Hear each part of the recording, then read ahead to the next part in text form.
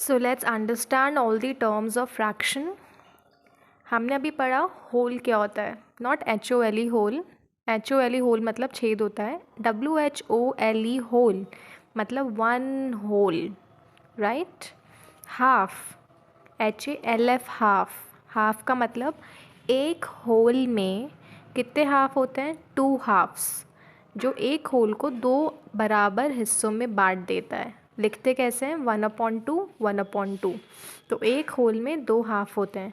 हमें पता होना चाहिए कि हाफ को कैसे लिखते हैं, 1/2 लिखते हैं. और एक सर्कल में एक होल में कितने हाफ होते हैं, 2 होते हैं. Next 1/3. 1/3 as the name says 1/3 means 1/3 means 3 means कि 3 इक्वल पार्ट होंगे. So this is the proper diagram कि एक सर्कल में जब 3 इक्वल पार्ट्स होते हैं तो ऐसे it looks like this, right. ये तीनों इक्वल पार्ट्स है. तो 1/3 यानी कि 3 भाग होते हैं एक होल में, बोलते हैं 1/3 व 1/3. एक होल में कितने 1/3 हो सकते हैं, 3 1/3 हो सकते हैं. 1/4 या quarter, this is a term जो बहुत ज़्यादा यूज़ आता है. क्वार्टर, क्वार्टर मतलब कि एक होल में, is this looks like a clock. एक क्लॉक में भी कितने क्वार्टर्स होते हैं, 4 क्वार्टर्स होते हैं, राइट. तो क्वार्टर मतलब 1/4. तो कितने क्वार्टर्स हो सकते हैं, 4 क्वार्टर्स. यानी कि एक होल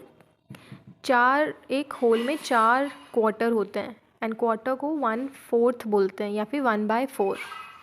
ये हमने अभी पढ़ा ही था कि suppose this is a chocolate bar. ये 5 हिस्सों में बटी हुई है. 5 इक्वल पार्ट्स में हमने इसको बांटा हुआ है.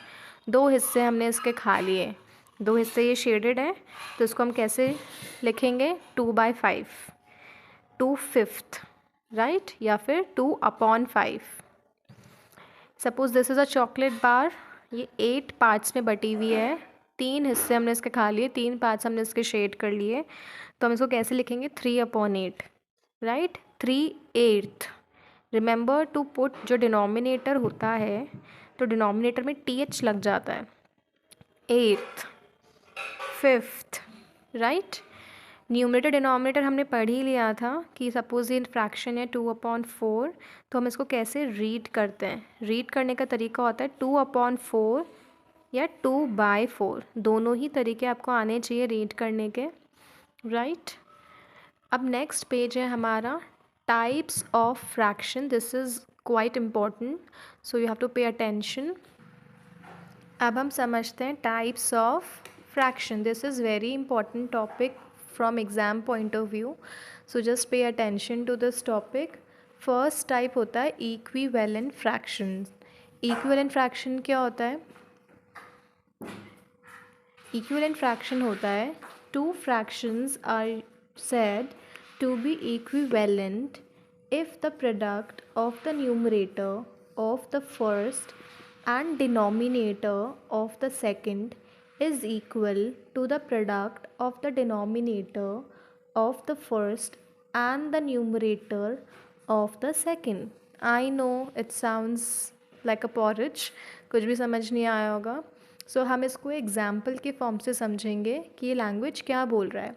इन सिंपलर हिंदी लैंग्वेज ये बोल रहा है कि 2 फ्रैक्शन को हम इक्विवेलेंट तब बोल सकते हैं जब पहले फ्रैक्शन का न्यूमरेटर को हम मल्टीप्लाई करेंगे दूसरे फ्रैक्शन के डिनोमिनेटर से, और दूसरे फ्रैक्शन के न्यूमरेटर को हम मल्टीप्लाई करेंगे पहले फ्रैक्शन के डिनोमिनेटर से.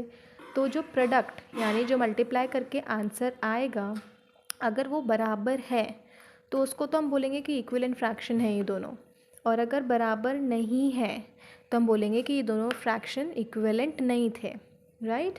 सिंपलर फॉर्मूले बेस पे से लिखा है numerator of the first multiply denominator of the second is equals to numerator of the second multiply denominator of the first. हम इसको एग्जाम्पल के फॉर्म से समझेंगे तो ये बहुत आसान लगेगा.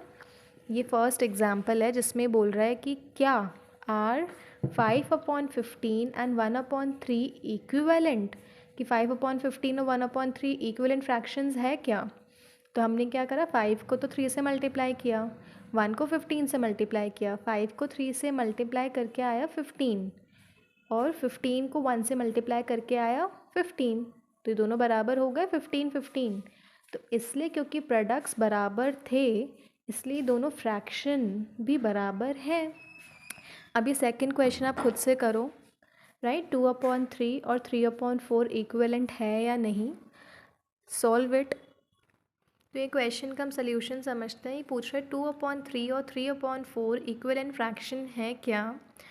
तो हम वही 2/3 और 3/4 का क्रॉस मल्टीप्लिकेशन करेंगे। 2 4 8 एंड 3 3 9। तो 8 और 9 तो इक्वल नहीं है, 8 और 9 इक्वल नहीं है, तो हम लिखेंगे 2/3 और 3/4 are not equivalent fractions, right. Will proceed further. अब हम समझेंगे कि इक्विवेलेंट फ्रैक्शंस कैसे बिल्ड करते हैं। Firstly, try to do these questions which is given in the book as examples in the notebook by doing by yourself in the notebook. It will help you to understand the concepts better. Right? Reading is different. Maths has to be solved, not to be read. So try to solve the question by yourself, then proceed further.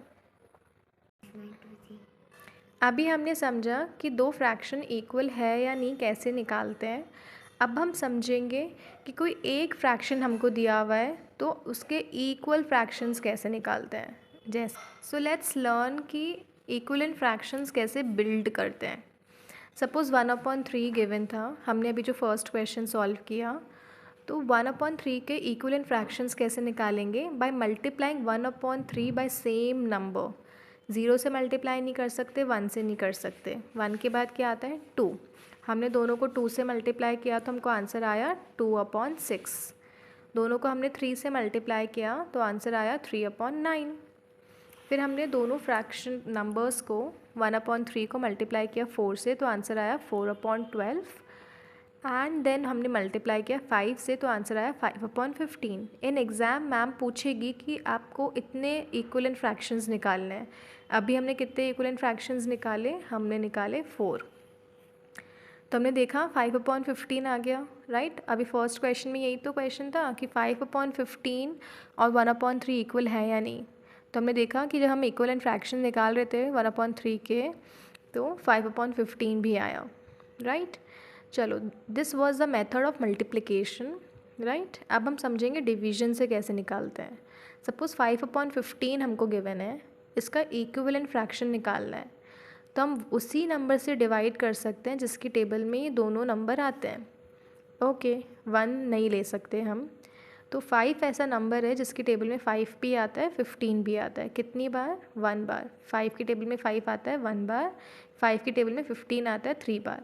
तो 1/3 इसका क्या हो गया, equivalent fraction. Okay.